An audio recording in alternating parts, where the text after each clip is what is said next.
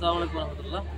আমরা ইসলামী ছাত্র শিবির ঢাকা বিশ্ববিদ্যালয় শাখার পক্ষ থেকে আজকে যে ঈদুল আজহা সেই উপলক্ষে আমরা নানান ডাইমেনশনে কয়েকটা আয়োজন রাখার চেষ্টা করেছি।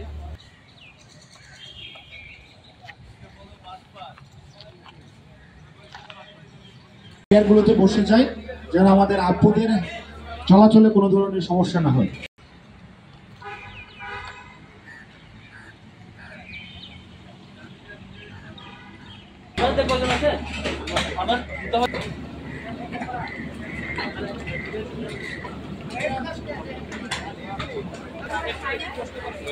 খাসিটা একটু পরে হয়েছে।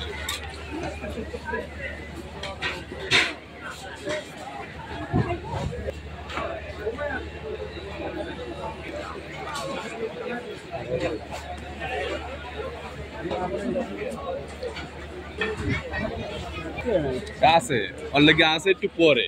আচ্ছা বার্গার জিজ্ঞেস